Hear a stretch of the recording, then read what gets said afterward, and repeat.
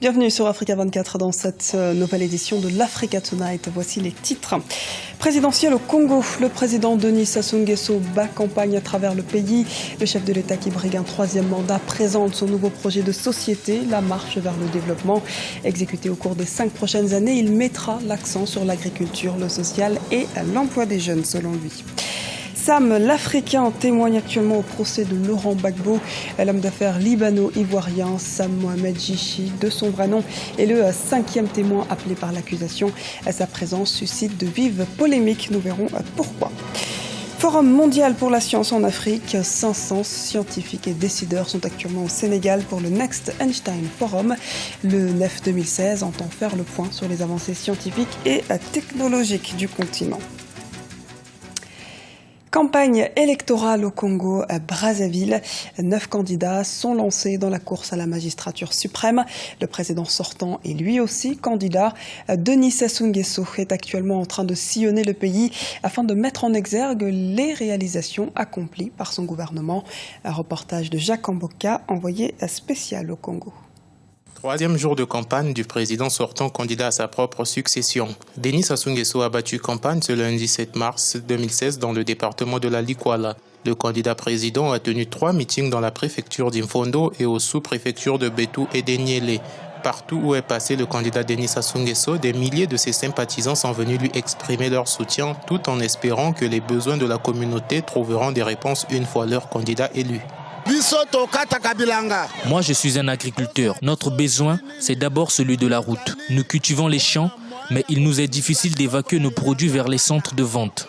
En plus, nous rencontrons trop de difficultés pour nous approvisionner en eau potable. Les sources d'eau sont très éloignées. Nous demandons qu'on nous installe des robinets. Après avoir dressé le bilan de ses réalisations dans cette localité, le président sortant Denis Sassou Nguesso s'est dit sensible aux doléances des populations. Vous exprimez vos besoins relatifs aux routes. Vous avez raison. Je suis passé avec l'hélicoptère et j'ai vu que pendant la saison sèche, les bateaux ne peuvent plus passer. Raison pour laquelle nous avons jugé bon de construire une route de Wesso via Enyele en passant par Betou jusqu'à Bangui. Élire leur candidat dès le premier tour, c'est l'objectif des sympathisants de Sassou Nguesso qui s'expriment par des chants et des banderoles. On pouvait ainsi entendre des chants comme Sassou 100%, Sassou Vandana et Bonga, comme pour dire reste au pouvoir. Au 4e jour de sa campagne, ce mardi 8 mars, Denis Sassou Nguesso poursuivra sa campagne dans les autres sous-préfectures de la Likwala. Un reportage commenté par Deva Panzou. Et sachez que pour cette présidentielle en République du Congo, vous pourrez suivre en direct sur notre antenne une émission spéciale axée sur le processus électoral et les enjeux de ce scrutin. C'est à partir du jeudi 10 mars à 19h30 GMT sur Africa 24. L'opposition se retire du second tour de la présidentielle au Niger. La coalition de l'opposition soutenant l'opposant Hama Amadou a annoncé mardi son retrait du scrutin prévu le 20 mars. La COPAF avait déjà menacé de ne pas reconnaître le résultat du premier tour, accusant le pouvoir de fraude. Le pouvoir, quant à lui, a soutenu que les élections avaient été libres et transparentes. On fait le point dans ce reportage de Sadou Alizé Mokhtar, notre correspondant au Niger. L'opposition nigérienne n'ira pas au second tour de la présidentielle du 20 mars 2016. La COPA 2016, coalition des formations politiques qui soutient la candidature de Hama Amadou, a annoncé son retrait du processus électoral. Dans un arrêt rendu le 7 mars 2016, la Cour constitutionnelle a validé les résultats du premier tour de la présidentielle du 21 février 2016 et a confirmé Issoufou Mahamadou et Hama Amadou candidats au second tour de la présidentielle. L'opposition politique réunie au sein de la COPA 2016, après une analyse du décret convoquant le collège électoral, qui s'appuie sur un arrêt de la Cour constitutionnelle non publié, fait le constat suivant. Il n'y a pas eu de proclamation officielle en audience solennelle de la Cour constitutionnelle des résultats définitifs du premier tour de l'élection présidentielle. Les délais de recours n'ont pas été respectés. La durée de la campagne électorale du deuxième tour a été réduite de manière unilatérale de 21 à 10 jours. La coalition pour l'alternance au Niger dénonce également une volonté de passage en force du président sortant Issoufou Mahamadou. Selon l'opposition, plusieurs manquements constatés au premier tour de la présidentielle n'ont pas été pris en compte par la Cour constitutionnelle. La Cour constitutionnelle du Niger n'est ni impartiale ni indépendante. Par conséquent, l'opposition politique réunie au sein de la COPA 2016 décide de suspendre sa participation au processus électoral. Demande à ses représentants de se retirer de la CENI et de tous ses démembrements. Le 7 mars 2016, le gouvernement a annoncé en Conseil des ministres la convocation du corps électoral pour le second tour de la présidentielle le dimanche 20 mars 2016. La campagne électorale est ouverte ce mardi 8 mars 2016 et sera close le vendredi 18 mars 2016.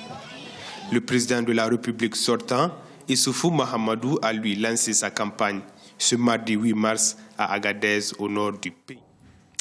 Le procès Gbagbo-Blegoudé au cœur de l'actualité ivoirienne. Au programme de cette semaine, l'audition d'un nouveau témoin de l'accusation, Sam l'Africain. Cet homme d'affaires est le 5e témoin des 138 prévus à la barre dans le dossier d'accusation. Les précisions d'Olivia Hieré-Dobré. Que cherche véritablement Sam l'Africain ? 3 jours d'audition et déjà le témoin clé de l'accusation, Mohamed Jichi, dit Sam l'Africain, suscite de vives polémiques. Accusé par certains de traîtrise ou encore d'avoir été payé pour témoigner à l'encontre de son ex-mentor Laurent Gbagbo, l'ex-membre de la Galaxie patriotique se défend. Que ici, je ne suis pas ici qu'un témoin acheté comme les gens le disent. J'ai dit ça pour préciser à certains rumeurs, à certaines choses, qui dit que je t'ai amené ici parce que je suis payé pour témoigner pour quelqu'un ou contre quelqu'un. Non, je suis désolé. Je suis ici, Monsieur le Président, pour vous dire la vérité et que le monde entier sache ce qui s'est passé à mon pays et que les innocents et les Ivoiriens qui sont morts pourquoi ? Pour d'autres, Sam l'Africain, au contraire, sait très bien ce qu'il fait. Derrière son soutien affiché à l'ancien président Laurent Gbagbo pourrait se cacher une stratégie de crédibilisation émanant de l'accusation. Les conséquences sont pas évidentes à apprécier. Ce que moi je peux dire, c'est qu'il y a à boire et il y a à manger dans ce que dit Sam l'Africain.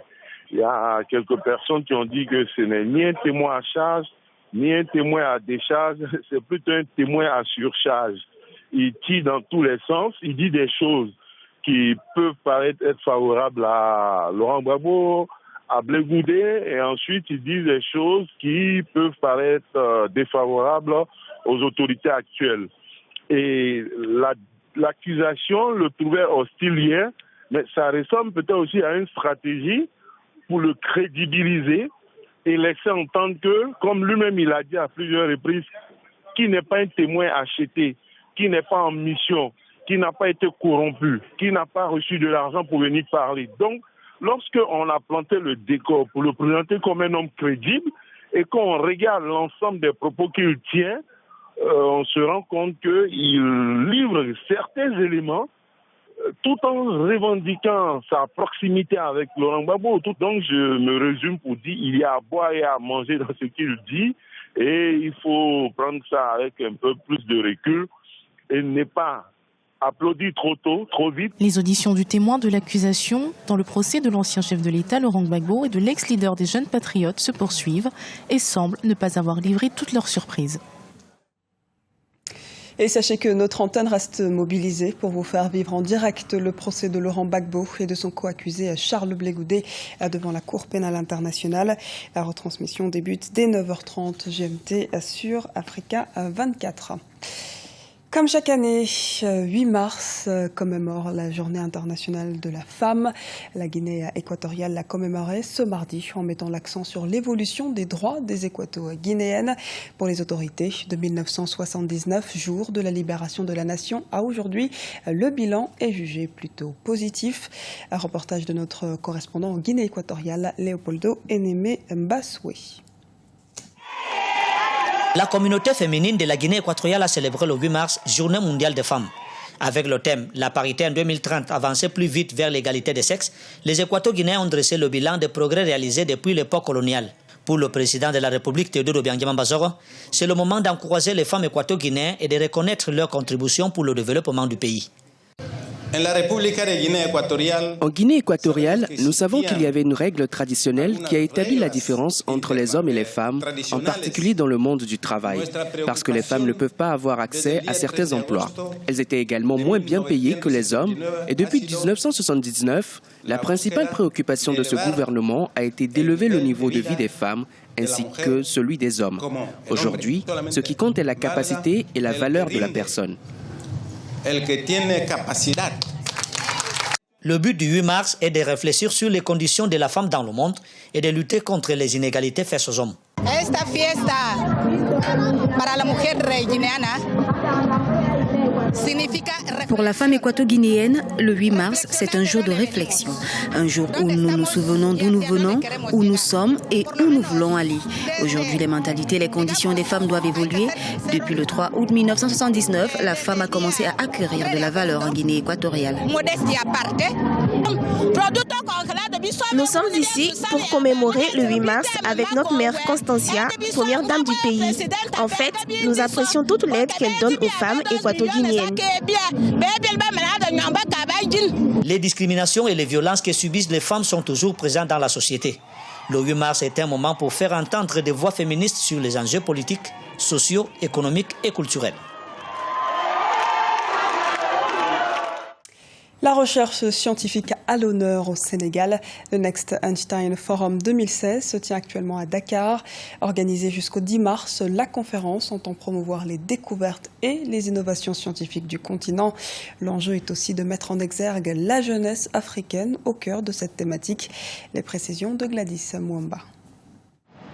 Un forum international pour promouvoir la recherche scientifique en Afrique. La première rencontre internationale du NEF, Next Einstein Forum, a débuté le mardi 8 mars 2016 à Dakar, au Sénégal, sous le patronage du président sénégalais Macky Sall et de son homologue rwandais, le président Paul Kagame. À cette rencontre à laquelle d'éminents chercheurs venus du monde entier ont assisté, le chef de l'État sénégalais a lancé un appel pour renouer avec l'innovation scientifique sur le continent. Des initiatives comme celle du NEF contribuent à encourager les chercheurs africains à persévérer et à aller encore plus loin sur le chemin de la recherche scientifique. Elles contribuent surtout à susciter le goût de la recherche, de la créativité et de l'innovation chez les plus jeunes. Ces jeunes constituent un potentiel inépuisable pour l'avenir de l'Afrique, mais pourvu qu'ils soient formés. Sinon, c'est une bombe. Ce forum, organisé tous les 2 ans par l'Institut africain pour les sciences mathématiques, rassemble plus de 500 scientifiques de renom et intervenants distingués du monde entier. Les présidents sénégalais et rwandais ont insisté sur la nécessité de favoriser l'éclosion d'une véritable culture scientifique orientée vers les priorités de développement de l'Afrique. Notre but doit être d'arriver à une prospérité soutenable et partagée. Et la clé pour arriver à cela, c'est la science et l'innovation, liées ensemble par la recherche. La promotion d'un label scientifique en phase avec les priorités du continent a aussi été évoquée par les 2 chefs d'État. Éviter les fuites des cerveaux hors du continent est l'un des enjeux du NEF. Ce forum lance un appel fort à l'investissement des entreprises dans la science pour alimenter la recherche et l'innovation. Un forum de 3 jours qui clôt ses travaux ce jeudi 10 mars dans la capitale sénégalaise. Ce journal a été réalisé par l'ensemble de la rédaction. Merci pour votre fidélité. Retrouvez dans un instant une nouvelle édition de l'Africa Tonight sur Africa 24.